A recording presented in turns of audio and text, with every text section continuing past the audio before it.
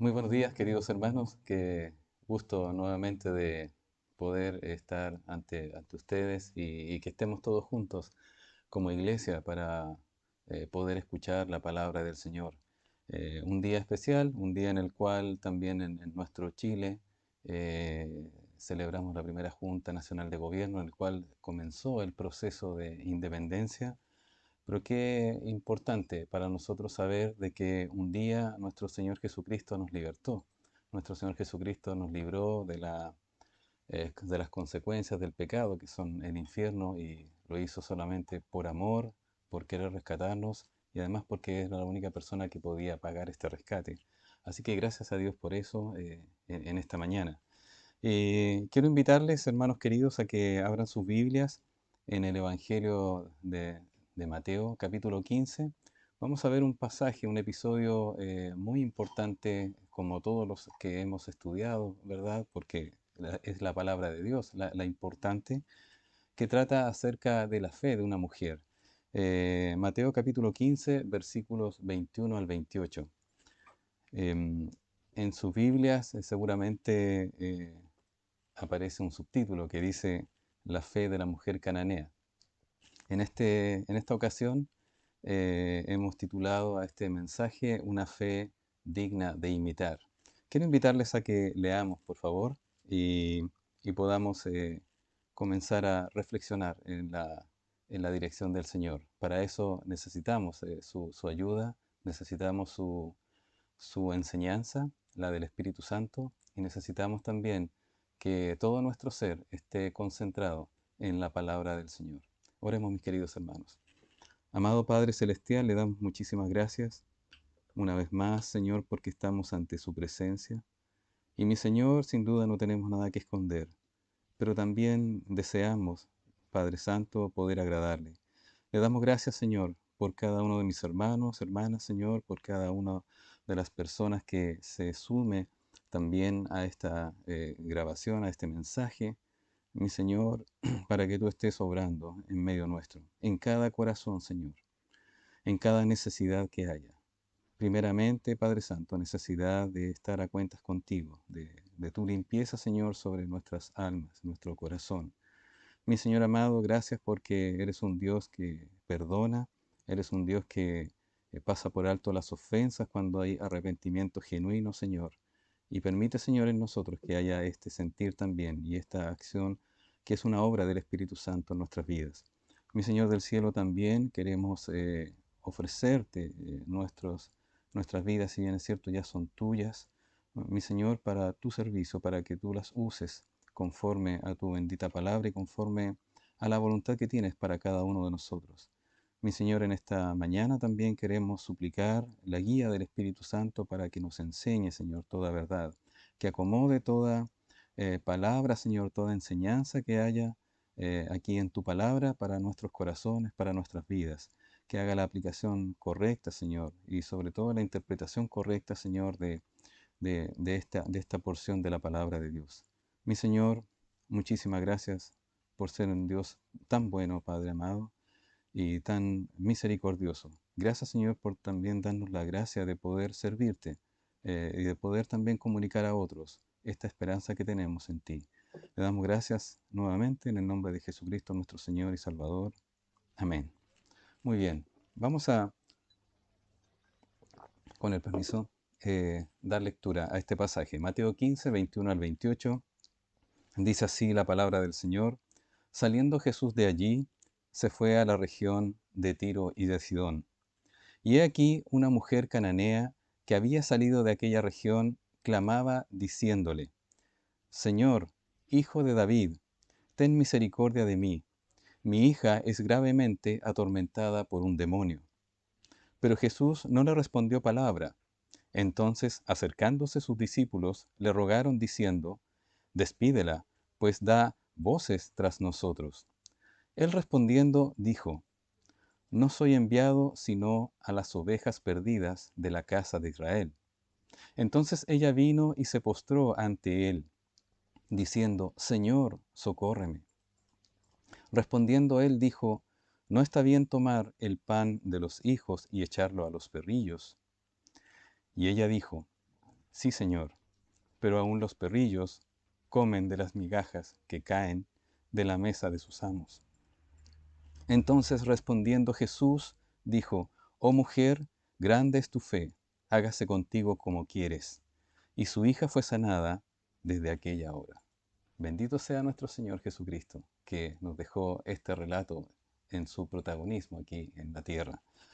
Mis queridos hermanos, como veíamos acá, este es el caso en el cual nuestro Señor Jesucristo, habiéndose alejado de la tierra de Galilea hacia el norte, fue a la zona de Tiro y Sidón, una zona que antes era Fenicia, ahora en tiempos de Jesús es mayormente Siria. Ellos habían dominado toda esa zona, pero aún seguían siendo bajo influencia helénica de los griegos. Em, y se atraviesa, se aparece una mujer allí, una mujer que oye de nuestro Señor Jesucristo. En este pasaje que he titulado, como les comentaba, Una fe digna de imitar, espero que tomemos en atención a cómo esta mujer se desenvuelve y actúa delante de nuestro Señor Jesucristo para poder obtener una necesidad que tiene, una necesidad no propia de ella, sino que correspondiente a su hija. Vamos a ver aquí la mujer, Jesús y la mujer cananea, cómo es su encuentro. En segundo lugar, la mujer cananea y su fe reverente. En tercer lugar, la mujer cananea y su fe de arrepentimiento. Después tenemos la mujer cananea y su fe perseverante. También a continuación, la mujer cananea y su fe de adoración. Eh, a continuación, la mujer cananea y su fe de humildad. Y finalmente vamos a ver la respuesta de nuestro Señor Jesucristo a la mujer cananea. Si nosotros recordamos un poco el contexto que estamos viendo, nuestro Señor Jesucristo ya había pasado por Genezaret y lo más seguro, lo más probable es que haya estado en Capernaum, habiendo hablado allí con los principales sacerdotes, en este caso los fariseos y los escribas, quienes le atosigaban, quienes le buscaban para poder buscarle una forma de hacerlo caer, para tentarle. Le hacían preguntas. Ahí nuestro Señor Jesucristo pudo demostrarles a ellos que la palabra de Dios es superior a sus tradiciones, es superior a todo pensamiento humano. La palabra de Dios es superior a cualquier ideología, la palabra de Dios es superior a cualquier filosofía que haya habido en el corazón humano. Y Él lo demuestra precisamente primero mostrando quién es el que entrega la palabra de Dios y también cómo dentro de las mismas tradiciones de estos hombres hay evidentes contradicciones que quebrantan la palabra del Señor. Jesús puede demostrarle perfectamente eso. Y a continuación también nuestro Señor Jesucristo muestra de que las personas no son, en este caso, el sentido de que ellos al juntarse con una persona gentil que no era judía, ellos hablaban de que se habían contaminado. Y el Señor Jesucristo menciona, no es lo que contamina lo que entra en el hombre, haciendo alusión a ese ritual ceremonial de lavarse las manos de una manera específica con tal de purificarse de toda acción o de todo contacto que hayan tenido con personas que no eran judíos, sino que eran gentiles para ellos. Sin embargo, nuestro Señor Jesucristo dice, lo que realmente contamina al hombre son las maldades que salen del corazón. Todas las cosas que salen del corazón, los adulterios, las fornicaciones, los homicidios, los hurtos, las mentiras, todas aquellas cosas que salen del corazón, eso es lo que contamina al hombre. Habida cuenta de eso, nuestro Señor Jesucristo entonces nuevamente decide retirarse, pero ahora lo hace hacia un lugar más hacia el norte. Si nosotros tomamos en cuenta esa situación, nuestro Señor Jesucristo parte a la zona de Tiro y Sidón. La zona de Tiro y Sidón, para ubicarnos más o menos en un mapa, si nosotros recordamos, eh, Israel, la tierra de Israel en aquel tiempo, que antiguamente, antes del año 1445 a.C., cuando Moisés, con brazo extendido del Señor, sacó al pueblo de Israel de Egipto y lo llevó a la tierra de Canaán, quien posteriormente, su sucesor, que fue Josué, pudo introducirlos también por mano de nuestro Señor Jesucristo allí a esa misma tierra, era tierra de Canaán, se llamaba Canaán. Y ahí existían varios pueblos, pueblos obviamente paganos, pueblos que no seguían a Jehová el Señor. Eh, esa zona en tiempos de Jesús estaba subdividida en tres grandes provincias. La provincia de Judea, que estaba al sur, la provincia de Samaria, que estaba en la zona intermedia, y más al norte la provincia de Galilea. Un poco más hacia el norte de la provincia de Galilea y aún yéndose por el costado, por la costa del Mediterráneo, hasta llegar casi a Cesarea, se encontraba esta zona llamada Ciro-Fenicia o de Siria, que ya había sido conquistada anteriormente. Eh, si nosotros tomamos cuenta de esta extensa zona, antiguamente, de hecho, esto se remonta al Génesis. En Génesis capítulo 10, versículo 19, nosotros vemos allí los límites en los cuales cuando entraron Josué con todas las tribus de Israel, habiendo salido de Egipto, ¿verdad? Y una vez ya muerto Moisés, ellos entraron allí en esa zona. Los límites quedaron demarcados desde Sidón en el norte hasta lo que es después en tiempo de Jesús Idumea, hasta el sur, hasta Rehobot, hasta esos lugares, hasta Gerar, el lugar donde antiguamente había estado Isaac. Entonces era una extensión bastante vasta para el territorio de Israel. De hecho, dice en Génesis 10:19, y fue el territorio de los cananeos desde Sidón en dirección a Gerar hasta Gaza. Esto es la parte de los filisteos y en dirección de Sodoma, Gomorra, Adma, Seboim hasta Lasa. Por lo tanto, eh, cuando ellos conquistaron la tierra de Israel era la que anteriormente había sido la de Canaán, es decir, desde Sidón hasta llegar a Filistea. Hasta eran los límites. Sin embargo, más adelante, bueno, en estos límites, los límites incluían toda la costa del Mediterráneo hasta el Monte Carmelo. Ahora bien, en los tiempos de David, el rey, y de Salomón, y después cuando se dividió el reino, ya Israel había perdido ese territorio. Ese territorio de Sidón ya no le pertenecía, sino que había sido tomado por los fenicios y por en este caso, los sirios. No nos olvidemos que los sirios eran descendientes de Aram, eran los arameos, hijo directo de Sem, quien salió del arca junto con Noé, uno de los hijos de Noé. Por lo tanto, Aram era nieto de Noé y de allí vienen los arameos que se establecen en el lugar de Siria. Ahí, si bien es cierto, tienen una raíz común, que es en Noé, que es en Sem, básicamente. Más adelante los pueblos comienzan a separarse en sus etnias.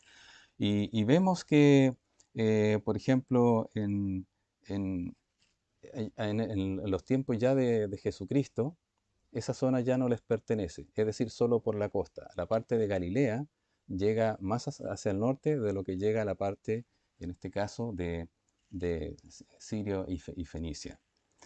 En Marcos 7:24 vemos algo importante. Marcos 7:24 dice la palabra de Dios, levantándose de allí, nuestro Señor Jesucristo que sale de ese lugar y sale obviamente por la hostilidad que le han presentado ya los judíos, no olvide que ya a esas alturas él ya no iba a Jerusalén, ya no quería ir a Jerusalén porque los judíos querían matarlo, según lo que acontece en Juan capítulo 7.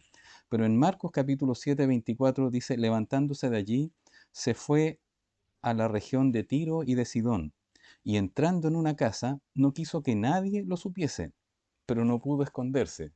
Mire estos detalles que muestra el evangelista Marcos. No es que Jesucristo tampoco anduviese allí, él sabía que lo iban a ver, sabía lo que lo iban a ver, pero él necesitaba un tiempo apartado con sus discípulos. Se le estaba acabando el tiempo. Ya había concluido la Pascua, por ende, su segundo año de ministerio. Le quedaba un año. Un año él, solo él lo sabía.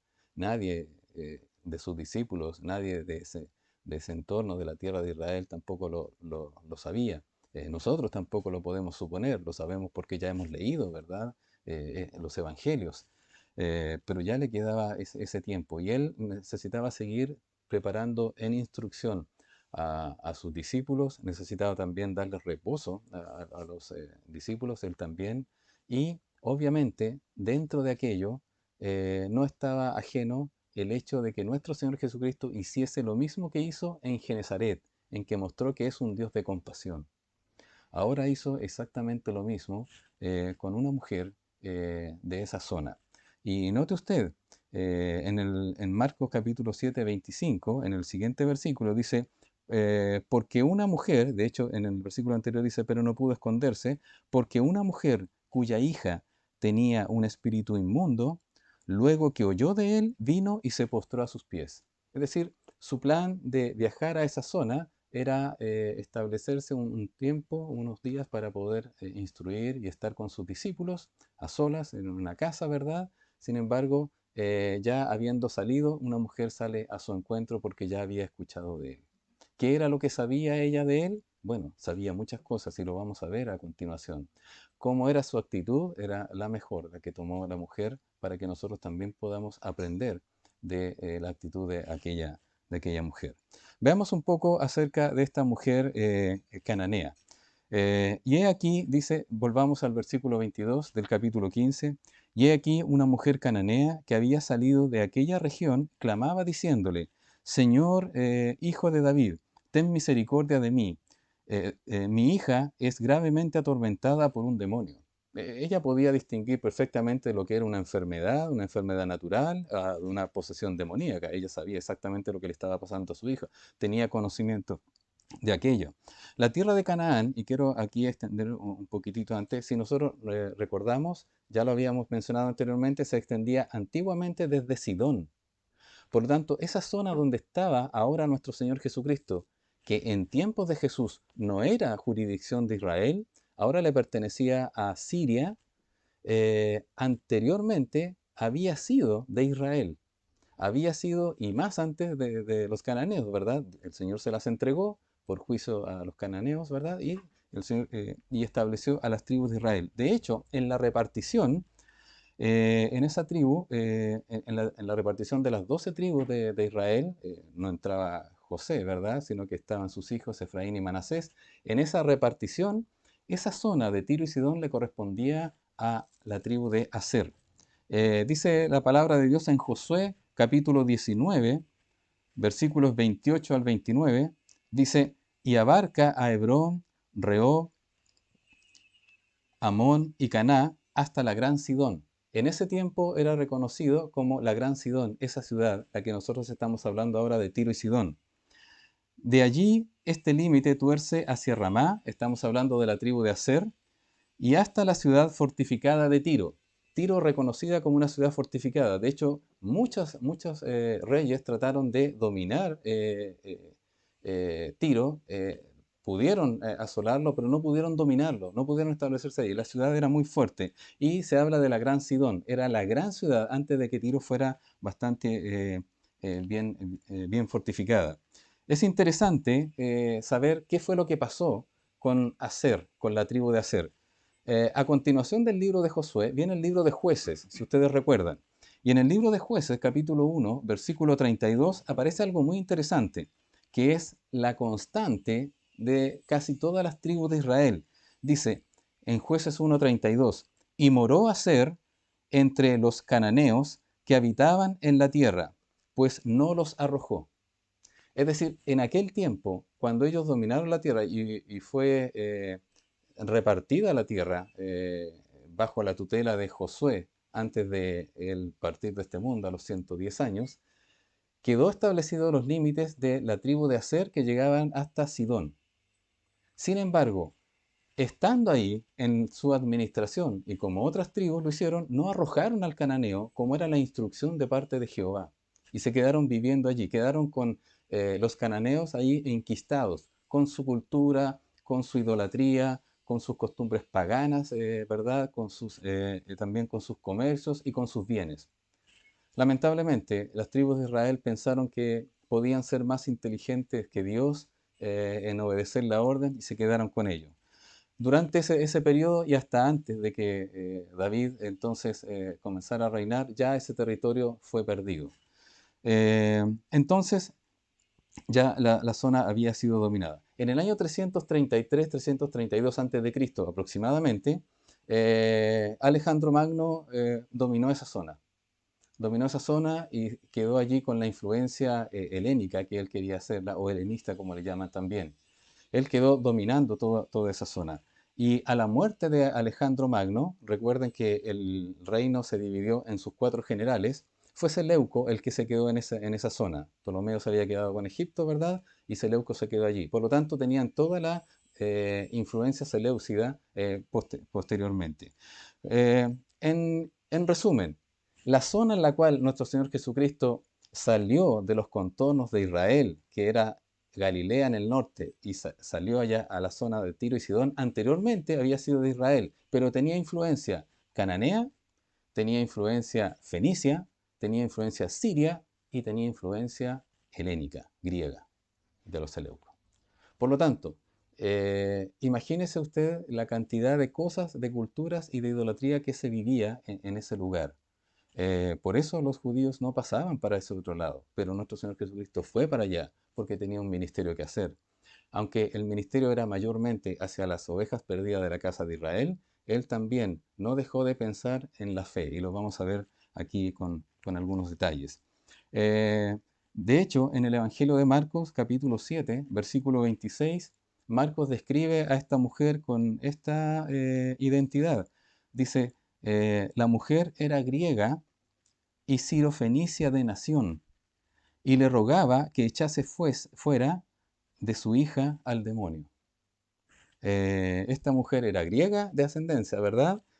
Sirofenicia de nación. De hecho, Sirofenicia, había una parte siria propiamente tal, que era más al oriente, había una parte sirofenicia, que era en el norte, y había otra parte sirio-cananea, que era la que se internaba hacia el interior hacia el sur de donde estaba Israel, colindante con Galilea, por la costa del mar Mediterráneo. Por lo tanto, hermanos queridos, estamos aquí frente de una mujer que escucha que a su zona llegó el Señor Jesucristo. Una zona en la cual, imagínense, la ciudad de Tiro simplemente, Tiro, la diferencia de distancia entre Tiro y Capernaum eran 50 kilómetros aproximadamente, y quizás un poco más. Y nuestro Señor Jesucristo viajó, pero no dice la escritura que estuvo en Tiro y que estuvo en Sidón, sino que dice que estuvo en la región. Simplemente habrá traspasado la frontera y habrá quedado allí con sus discípulos cuando aparece esta mujer delante de ellos. Ahora vamos a ver cómo es el encuentro de nuestro Señor Jesucristo con esta mujer, o mejor dicho, cómo es cuando esta mujer le aborda en su manera especial. Permiso. Volvamos al versículo 22 del capítulo 15 de Mateo. Dice, y he aquí una mujer cananea que había salido de aquella región, clamaba diciéndole, Señor, hijo de David, ten misericordia de mí. Mi hija es gravemente atormentada. En primer lugar, lo que, como vimos, muestra esta mujer una fe reverente. Esta mujer había escuchado del Señor Jesucristo, y cuando se dirige a él, le dice, Señor, hijo de David. Adonai, ¿verdad? Y le dice, hijo de David. Eh, eh, en Mateo 4:24, si nosotros vemos un poquito antes de lo que habíamos estudiado anteriormente, en el capítulo 4, versículo 24 de Mateo, dice, y se difundió su fama, hablando de Jesús, por toda Siria. Ya se conocía, ya se conocía lo que el Señor Jesucristo hacía. Estamos hablando en su primer año de ministerio. Y le trajeron todos los que tenían dolencias, los afligidos por diversas enfermedades y tormentos, los endemoniados, lunáticos y paralíticos, y los sanó. El Señor Jesucristo sanó a todos aquellos que, estando en Galilea, nuestro Señor Jesucristo le traían desde Tiro y de Sidón, o de esa zona que se llama Tiro y Sidón, que es la zona llamada de Siria también, y que obviamente también es conocido como Ciro Fenicia. De allí también le llevaban gente, no solamente los de Galilea. Por lo tanto, la gente de Siria ya conocía del Señor Jesucristo. Y esta mujer, probablemente entre ese tiempo y este otro, que ya es el tercer año ya de nuestro Señor Jesucristo, ya había concluido su segundo año de ministerio, ya durante ese periodo probablemente su hija fue poseída por un demonio.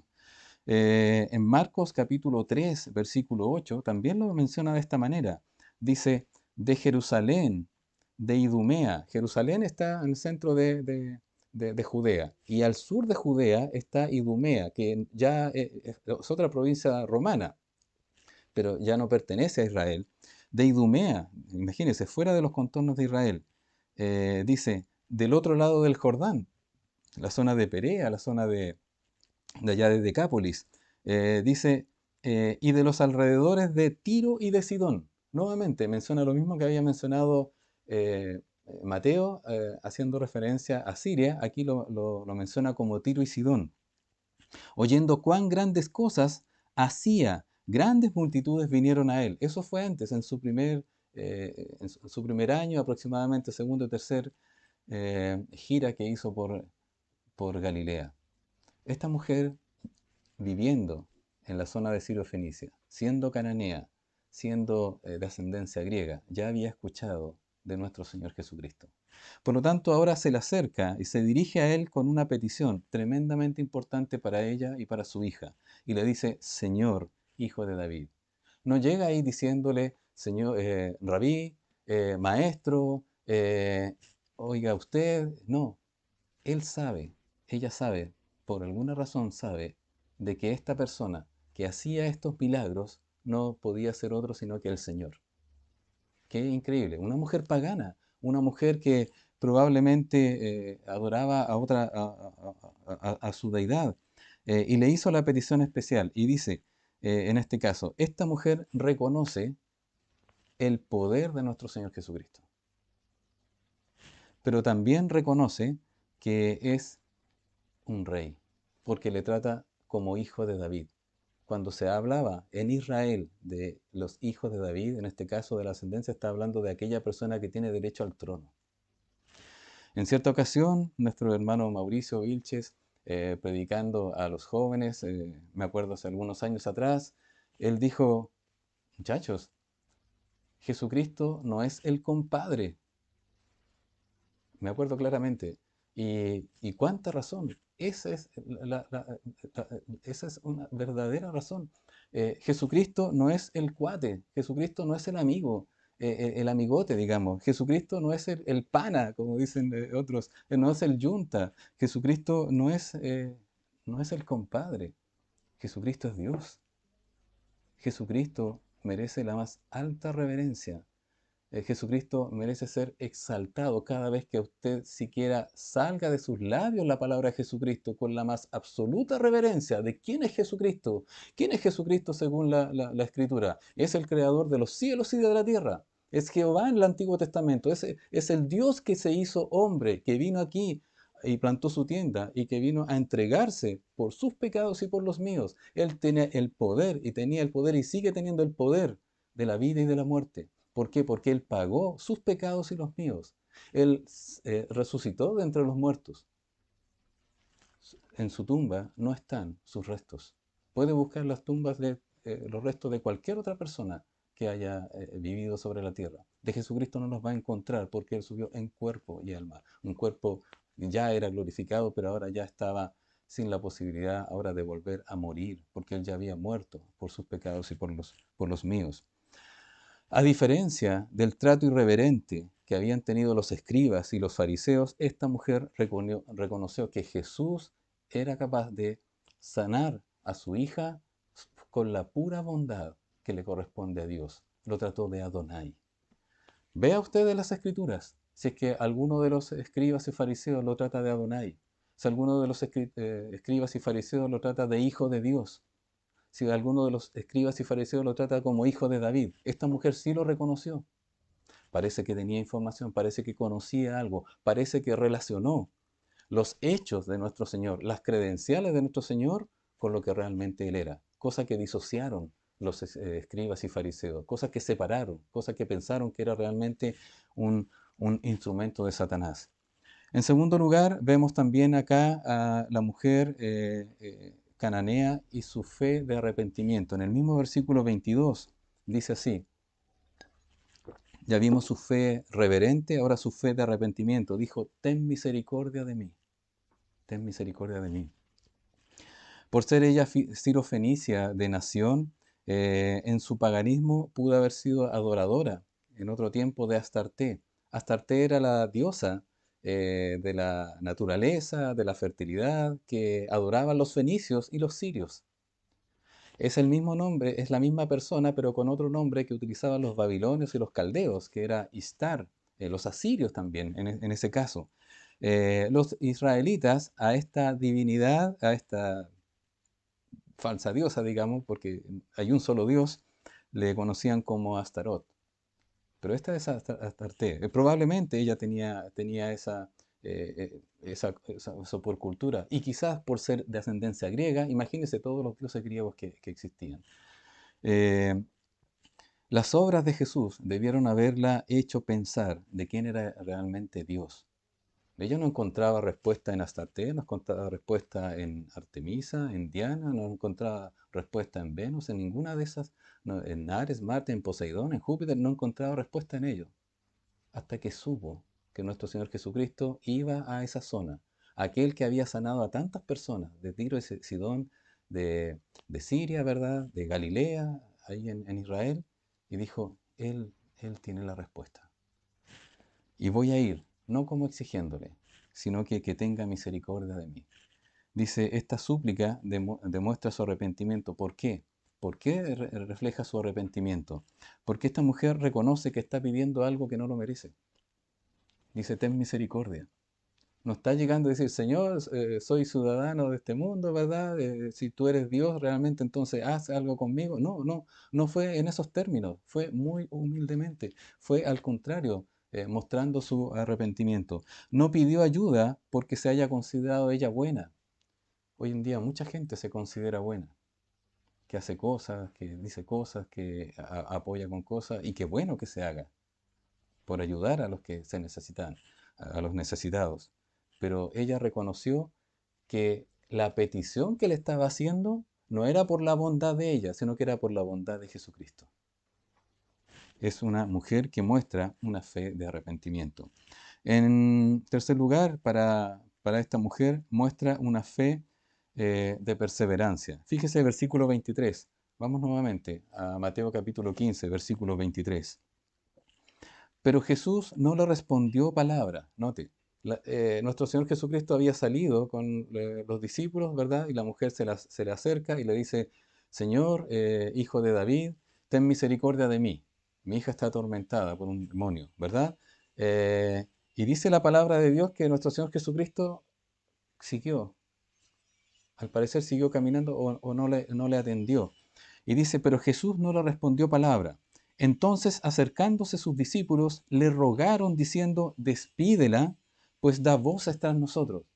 Lo que está mostrando este cuadro es que la mujer estaba, Señor hijo de David, Señor hijo de David, Señor hijo de David, Señor hijo de David. Estaba llamándole, mi hija está atormentada, mi hija está atormentada, Señor hijo de David. Y le hacía de esta manera un clamor, una petición con perseverancia. Es muy distinto una obstinación a una perseverancia. Es muy distinto. Fíjese, hasta este momento, cómo nosotros nos dirigimos al Señor, cómo mostramos que creemos en nuestro Señor Jesucristo cuando nos dirigimos a Él y requerimos de nuestro Señor su atención, requerimos de nuestro Señor su ayuda para la situación que estamos viviendo. ¿Vamos con temor reverente ante el Señor? ¿Vamos reconociendo que realmente Él es Rey? ¿Que nosotros somos sus súbditos, somos los ciudadanos del Rey, pero realmente Él es el Rey? ¿Vamos también de una manera perseverante, Señor? Me dirijo nuevamente a ti, Padre, para poder suplicar por esta situación. A veces fallamos en eso, a veces exigimos, a veces pensamos en que por ser hijos de Dios merecemos algo y la verdad es que no merecemos nada. A veces usted quizás que si no ha simpatizado con el Evangelio, quizás recién lo está escuchando o quizás ha estado luchando con el Evangelio, piensa de que por ser una criatura de Dios, Dios le tiene que conceder todas las cosas que usted necesite. Y la verdad es que no es así. Dios no está obligado. Dios cuando hace las cosas lo hace por su bondad, lo hace por amor, lo hace por compasión. Eh, entonces los discípulos se le acercan, al parecer no estaban tan cerca, pero se le acercan y le ruegan a nuestro Señor Jesucristo y le dicen, despídela, porque está dando voces tras nosotros. Sigue hablando, sigue diciendo. Parece que no se va a quedar tranquila hasta cuando tú le atiendas. Eh, y dice la palabra de Dios, y él respondiendo dijo, no soy enviado sino a las ovejas perdidas de la casa de Israel. Da la impresión con esta respuesta que nuestro Señor Jesucristo está haciendo caso omiso a la necesidad y a la petición de esta mujer. Jesús no le respondió una sola palabra. Y ojo, cuando Dios guarda silencio, no significa que Él le ha olvidado o que Él le ha ignorado. Hay una hermosa alabanza, no se la voy a cantar por razones obvias, ¿verdad? Que habla que cuando Dios está en silencio es porque está trabajando, dice así. Eh, ¿Y qué pasó aquí? ¿Cuál fue la reacción de los discípulos? Los discípulos quizás pensaron que nuestro Señor Jesucristo ignoró o que hizo caso omiso de esta mujer. Entonces le dijeron, despídela, pues da voces. Es interesante que los discípulos debieron haberse incomodado de haber estado escuchando repetitivamente, Señor, hijo de David, mi hija está atormentada, ten misericordia de mí, Señor, hijo de David, Señor, hijo de David. Probablemente estaba allí escuchando en todo momento el clamor de la mujer. Fíjese que la Biblia, la Nueva Biblia de las Américas, lo traduce de esta manera y es muy interesante.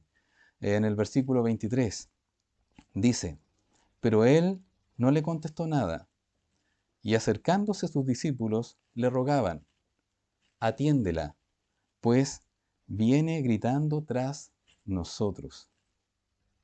El hecho de decirle despedirla no significa échala, no. Significa atiéndela, significa toma a causa de su necesidad. Sé que lo puedes hacer, Señor. Ahora, es interesante cuando nosotros le damos sugerencia al Señor Jesucristo.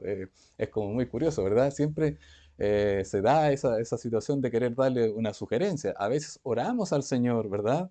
Dando una sugerencia, Señor, tienes que hacer esto, Señor, cambia el corazón de tal persona. Así, claro, y nosotros queremos que las personas cambien su corazón para que sean adoradores del Señor. Pero a veces nosotros nos estamos metiendo en el plan que tiene el Señor Jesucristo para con las personas que estamos orando. Sin duda que si hay una persona incrédula, vamos a orar para que la persona eh, se arrepienta de sus pecados. El Señor sabe cómo lo hace. Vamos a orar de esa manera. Y, y el Señor y los discípulos le dijeron, atiéndela, ¿verdad? La respuesta de Jesús a su discípulo, note que esta respuesta no se lo dijo a la mujer, se la dijo a los discípulos. En el versículo 24 del capítulo 15 dice, sin embargo el Señor le responde, no soy enviado sino a las ovejas perdidas de la casa de Israel. Da la impresión que el Señor está en ese silencio, aunque no hemos visto toda la película, está pensando en que no le va a dar lo que la mujer necesita, pero no es así. El Señor está pensando claramente qué es lo que ha de hacer. Si usted recuerda en el Antiguo Testamento, en Ezequiel capítulo 34, versículo 11, dice Ezequiel 34, 11, porque así ha dicho Jehová el Señor, he aquí yo mismo iré a buscar mis ovejas y las reconoceré. Nuestro Señor Jesucristo habla acerca de cómo los pastores, ¿verdad? Que no son los mismos pastores de ahora, pero aquellos que tenían que guiar al pueblo, decía, estos están dando vanos oráculos. Estos no están enseñando la palabra de Dios. Mis ovejas están dispersas, están por todos lados. Entonces yo voy a ir, dice. Y aquí es donde vino el Señor Jesucristo. Su principal ministerio era venir a las ovejas perdidas de la casa de Israel. Pero tenemos que notar muy bien de qué estamos hablando, de las ovejas perdidas de la casa de Israel. Quizás esta respuesta tiene que haber desconcertado a los discípulos. Jesús había atendido, recuerda usted, al centurión, al criado del centurión romano. No era de la casa de Israel, era la petición del centurión romano, un pagano, ¿verdad? Pero era temeroso y él decía, no, no, no, yo no soy digno de que siquiera entres bajo mi techo. Había atendido a una mujer samaritana, ¿recuerda usted? En Juan capítulo 4, ahí estaba, y el Señor Jesucristo se tomó el tiempo de explicarle quién era el Mesías, quién era Él, y qué era lo que le ofrecía. En Juan capítulo 2, versículos 24 y 25, aparece un hecho interesante que necesitamos complementarlo con este episodio en el cual nuestro Señor Jesucristo guarda silencio ante la mujer. Eh, Juan capítulo 2, versículos 24 y 25 dice, pero Jesús mismo, hablando acerca de lo que le estaban tentando y presionando los sacerdotes allá en el templo, pero Jesús mismo no se fiaba de ellos. ¿Por qué? Porque dice la palabra de Dios, porque conocía a todos. Y en el versículo 25 dice, y no tenía necesidad de que nadie diese testimonio del hombre, pues él sabía lo que había en el hombre. Por lo tanto, nuestro Señor Jesucristo sabía perfectamente lo que pasaba por el corazón de la mujer cananea. Sabía perfectamente cuál era su intención, sabía perfectamente cuál era su necesidad, sabía perfectamente cuál era su actitud. Entonces la pregunta, ¿por qué guardaba silencio? Porque precisamente nuestro Señor Jesucristo estaba probando su fe, quería ver, quería mostrar, Él ya lo sabía, mostrar a los discípulos y mostrarnos a nosotros cómo era la fe de esta mujer. Pues Él ya lo sabía. Por tanto, nuestro Señor Jesucristo sí conocía. Un detalle importante que nosotros debemos ver, que el apóstol Pablo lo describe claramente en su carta a los Gálatas. Gálatas capítulo 3, versículos 8 y 9, dice así, y la escritura, en este caso hablando de Dios, y la escritura, previendo que Dios había de justificar por la fe a los gentiles, es decir, llega un momento en el cual la palabra de Dios había sido confiada al pueblo de Israel para que ellos vivieran, mostraran a Dios y con eso propagaran el mensaje de que Jehová es el único Dios. Hoy Israel, Dios es uno, Jehová es uno solo, ¿verdad? Y dice que, y previendo la escritura, que Dios había de justificar por la fe a los gentiles, es decir, a aquellos que no eran judíos, dio de antemano la buena nueva a Abraham, dice la palabra de Dios, diciendo, en ti serán benditas todas las naciones. ¿Y qué dice el versículo 9? De modo que los de la fe son bendecidos con el creyente Abraham. Por lo tanto, cuando llegó nuestro Señor Jesucristo, quiso mostrar la verdadera fe tal como la había creído Abraham.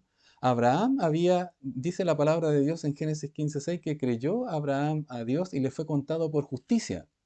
Él no fue justificado por ser israelita. Bueno, los israelitas vienen después, pero él no fue justificado por ser semita.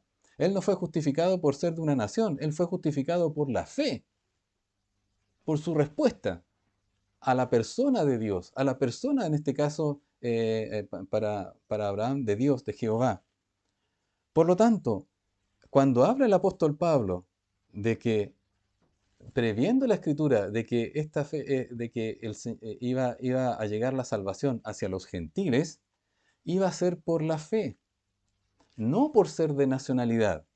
Y aún así es muy significativo que el Señor Jesucristo haya ido a la región de Tiro y Sidón, que anteriormente había sido de los israelitas, que la habían perdido posteriormente al tiempo de los jueces. Es impresionante cómo el Señor Jesucristo hace esto de una manera perfecta. ¿Qué es lo que quiere decir nuestro Señor Jesucristo? Las ovejas perdidas de la casa de Israel, muchos de ellos no van a responder a mi anuncio. Pero hay otros que son hijas de Abraham, como esta mujer, porque creen en la fe de Abraham, porque responden con la fe de Abraham. No con el Abraham judío, sino que con el Abraham creyente. Dice la palabra aquí, versículo 9. De modo que los de la fe son bendecidos con el creyente Abraham. Y para usted, amigo que me escucha, quizás usted no simpatice con ninguna iglesia y denominación y nada. Quizás recién está escuchando la escritura, la está viendo. Usted no necesita ser judío para ser salvo. Usted no necesita ser católico para ser salvo. Usted no necesita ser bautista para ser salvo. Usted no necesita ser evangélico para ser salvo. Usted lo que necesita es creer en Jesucristo. Usted cree en Jesucristo como el único Señor y Salvador, aquel que es el único Dios, aquel que murió por usted en la cruz del Calvario, creyendo la obra que Él hizo en aquella cruz, derramando su sangre para limpieza, para perdón de sus pecados. Eso es lo que usted necesita creer. No necesita hacerse de una parte. ¿Por qué es necesario congregarse? Para aprender, para crecer y para que usted viva para Cristo y comunique esta verdad que está aprendiendo para otros. Por eso usted necesita congregarse. Pero no el hecho de ser bautista o el hecho de ser de alguna denominación le salva. La religión no le salva. La iglesia no le salva. El pastor no le salva. Solamente le salva la fe en Cristo Jesús. Cristo vino a los suyos, tal como dice Juan, pero la bendición a todas las familias de la tierra es por la fe, no es por nacionalidad, es por la fe, por el creyente Abraham, y repito, no por el judío Abraham.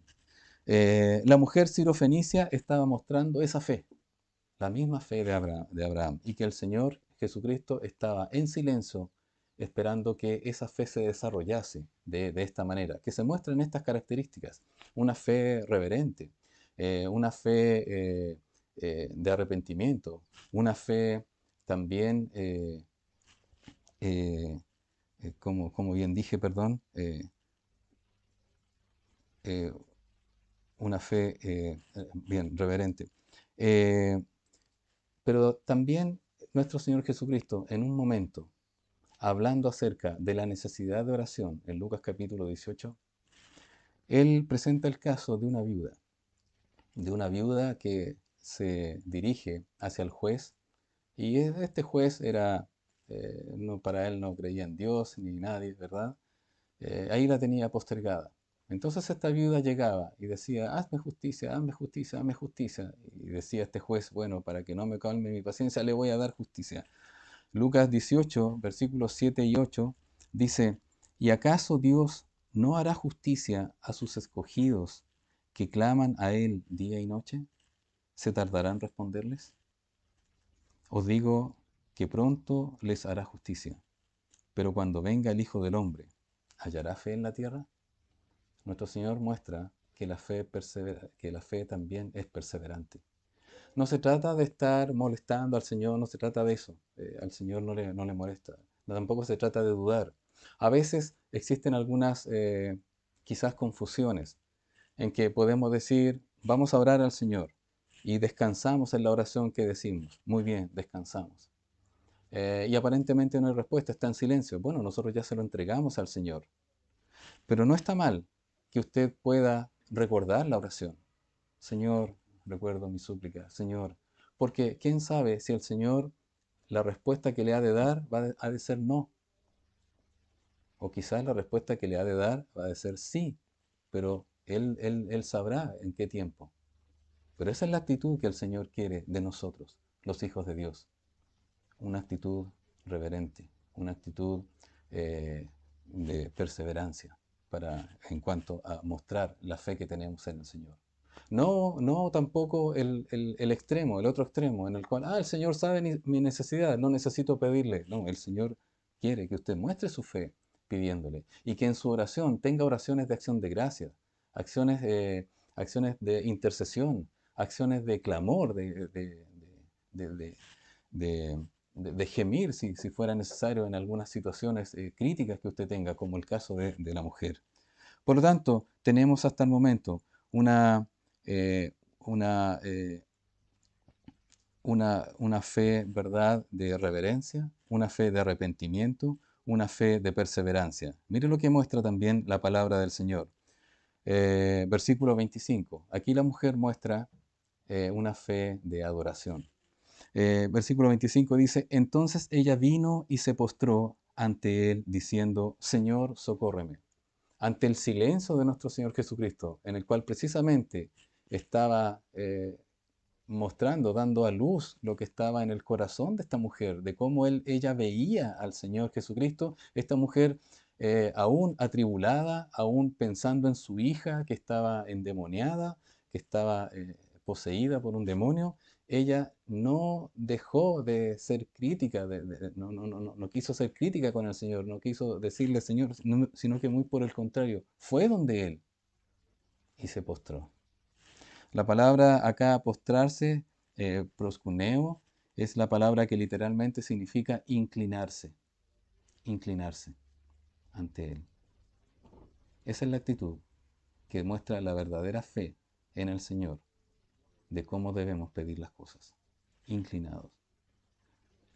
No nuestro ser en gesto, así parado, de pie, no, al contrario, inclinado. Y la palabra inclinado a menudo se traduce como adorar. Ahora bien, usted podrá también conciliar y estar de acuerdo conmigo que podríamos inclinarnos pero sin adorar. Y el Señor sabe nuestro corazón. Pero sí, el inclinarse es una muestra de que usted le está adorando, porque el Espíritu Santo que nos guía a la adoración también mueve nuestro ser y nos inclina, nos inclina. Dejemos ser llenos por el Espíritu Santo para que podamos inclinarnos en el momento de pedir, no de una manera soberbia, no de una manera de exigencia. La hija de la mujer no tenía una enfermedad común, ni siquiera una incurable, sino que estaba poseída por un demonio. Era algo gravísimo que le estaba ocurriendo a esta mujer. Y aún así, ella no perdió el enfoque de su fe, de cómo ella veía a nuestro Señor Jesucristo en una demanda.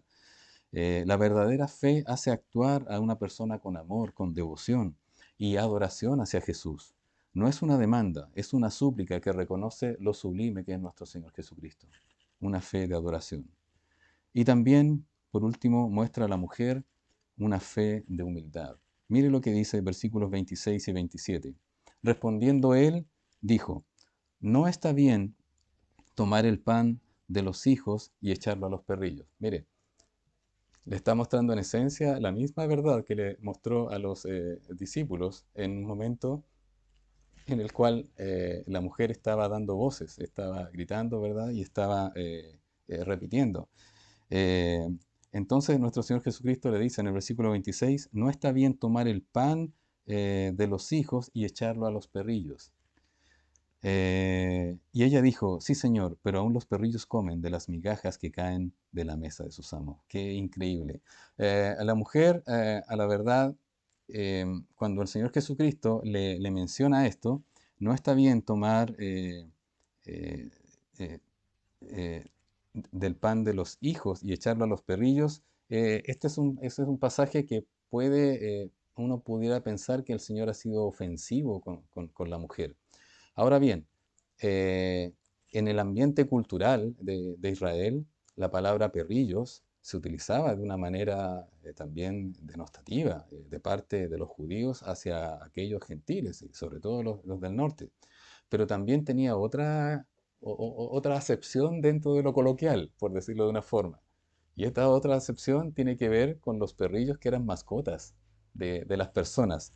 ¿Por qué razón? Porque la respuesta de la mujer sirofenicia, si usted puede ver, la respuesta dice, y ella dijo, sí señor, pero aún los perrillos comen de las migajas que caen de la mesa de sus amos.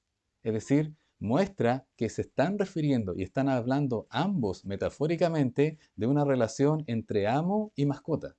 No está hablando de una relación entre una persona, ¿verdad? Y los despreciados, porque también se utilizaba en ese sentido, pero está hablando de amo y mascota. Por eso nuestro Señor Jesucristo, lejos de ser una palabra ofensiva, tampoco no deja de ser una palabra que podría perfectamente desalentar a la mujer. Es como decirle eufemísticamente, no, como que no hay derecho, porque está guardado esto para los hijos de Israel. Sin embargo, esta mujer, utilizando la misma metáfora, ¿verdad?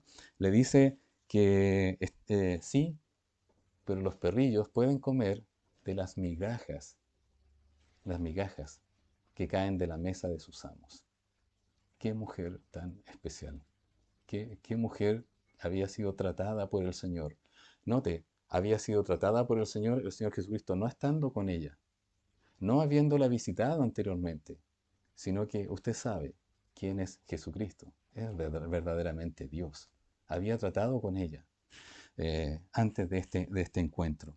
La mujer perfectamente decía, Señor, me basta con las migajas, y con esas migajas me es suficiente para suplir mi necesidad, para suplir mi aflicción, para suplir mi tormento, para que mi hija salga de ese tormento. Me basta con las migajas. Dame, Señor, solamente las migajas. De la misma manera como el centurión romano dijo, no, no, no necesito que entres en mi casa, solamente, por favor, Señor, di la palabra, solamente di la palabra.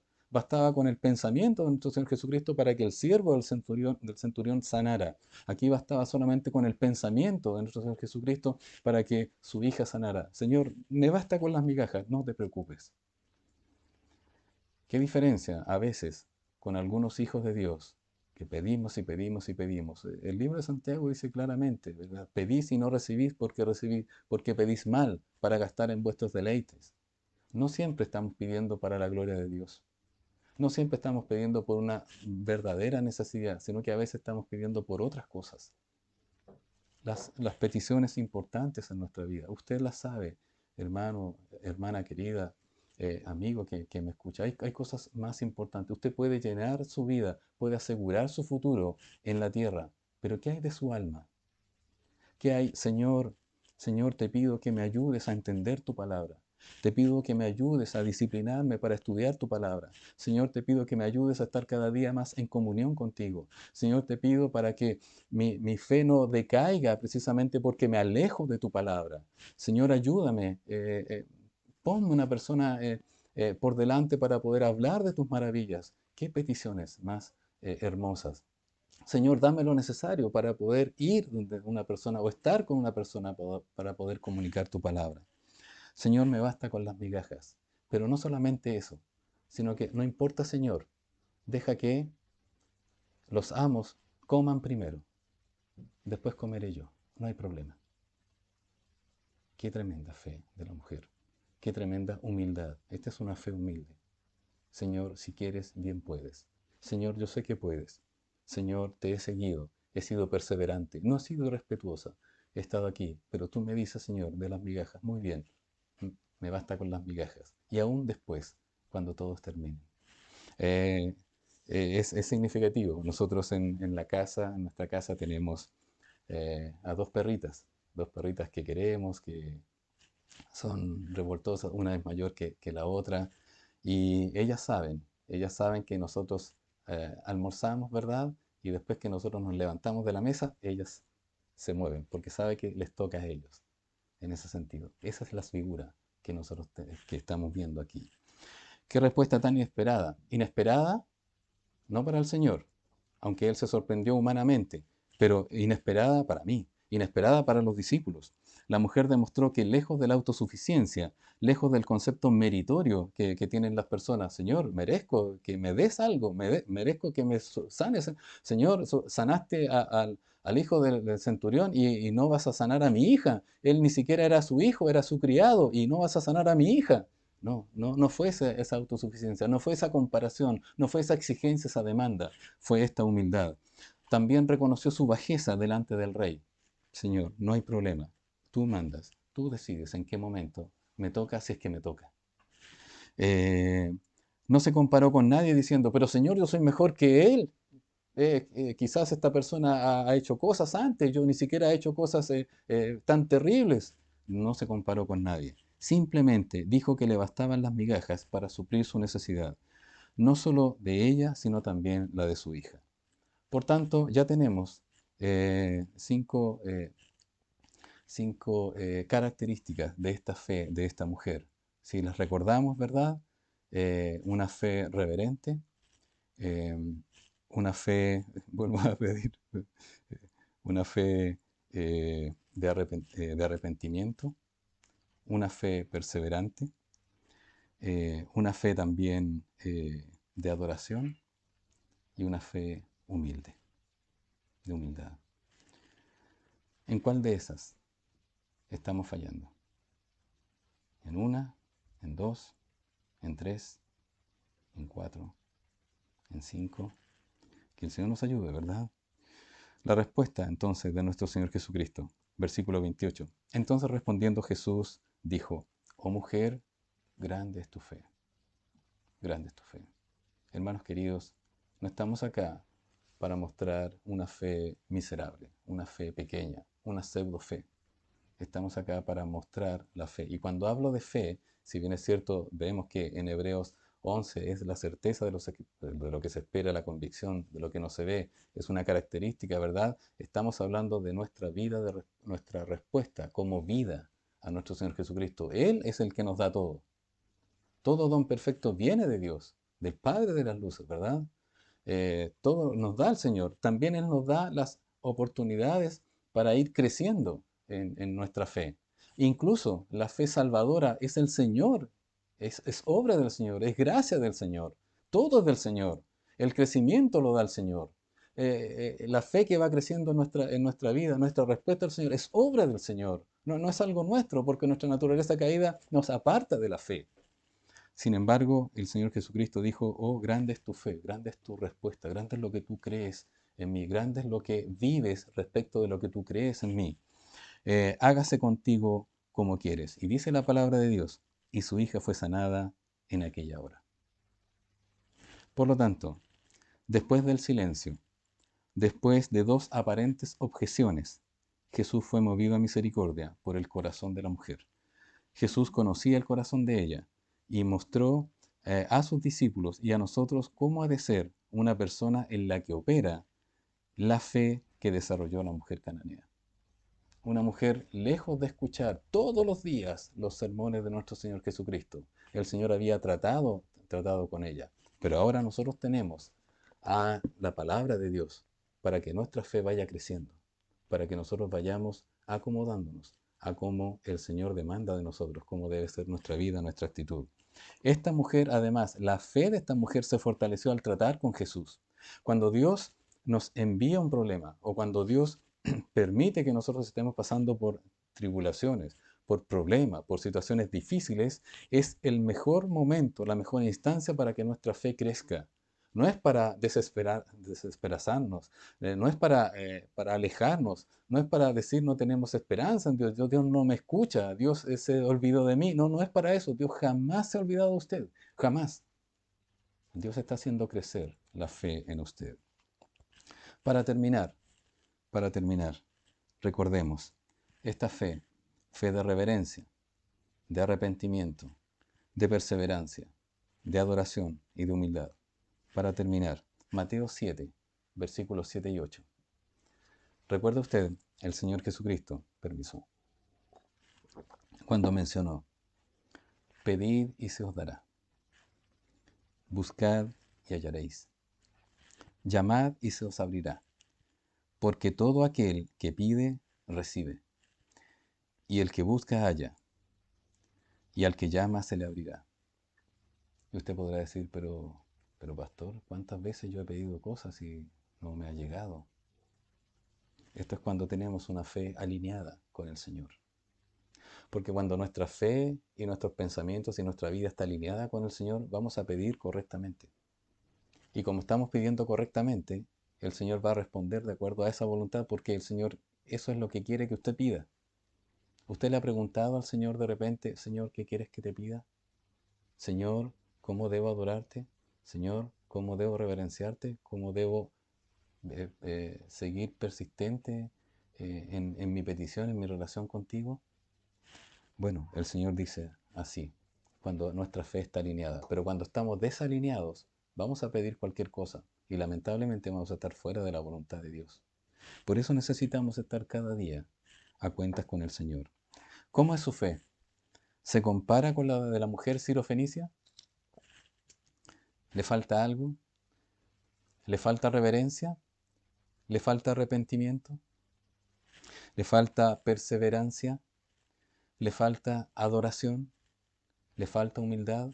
Que el Señor nos ayude, ¿verdad? A reconocer también que todo lo que tenemos es un regalo de Dios. Santiago 1:17 dice, toda buena dádiva y todo don perfecto desciende de lo alto, del Padre de las luces, en la cual no hay mudanza ni sombra de variación. Es un Dios inmutable que actúa en la verdadera fe. Qué lindo ejemplo nos ha dejado esta mujer sirofenicia, esta mujer cananea. Cómo mostró su fe ante el Señor. Hermanos queridos, tenemos una tarea grande por delante. Cultivar esta fe, aprender de ella y que otros también ser imitadores en este sentido de esta fe. Que el Señor nos bendiga. Vamos a orar. Amado Padre Celestial, le damos muchísimas gracias por su palabra. Gracias por el ejemplo que nos has dado con esta mujer. Una mujer cananea, la mujer sirofenicia. La mujer, Señor, que tenía a su hija atormentada, no por una simple enfermedad, no por coronavirus, no, Señor, por una enfermedad incurable ni por cáncer, sino que por un demonio. Y mi Señor, gracias por atenderla. Gracias por mostrarnos tu bondad. Gracias, Señor, porque tú eres la persona importante aquí, porque tú trabajaste en el corazón de ella. Y al haber trabajado en el corazón de ella, de una manera que nosotros no sabemos, Señor, sin duda, nos enseñas a nosotros. Señor, nosotros que tenemos en nuestras manos tu palabra cada día, ayúdanos, Señor, a demostrar esta fe eh, con todas sus características. Y aún, Señor, sabiendo que tú estás con nosotros cada día. También quiero pedirte, Señor, por aquella persona que nunca ha entrado a experimentar esta fe, que aún está luchando en, en creerte. Señor, que pueda comprender que tú le amas, que tú, Señor, lo conoces o la conoces, que tú, Señor, sabes lo que está en su corazón, que, que sepa, Señor, esta persona que nos escucha, que tú, Señor, sabes sus necesidades, pero también si nunca se ha entregado a ti, que sepa que está perdido y que, Señor, también a las ovejas perdidas el Señor viene a buscar a aquel a lo que se había perdido. Mi Señor, que pueda también decir, Señor, te necesito, Señor, eh, me arrepiento de mis pecados y te reconozco como el Rey y como el único Dios y Salvador. Señor, Padre del cielo, le damos gracias por este tiempo, en este día. En el nombre de Jesús oramos. Amén. Que el Señor les bendiga. Ha sido un placer saludarles, hermanos queridos.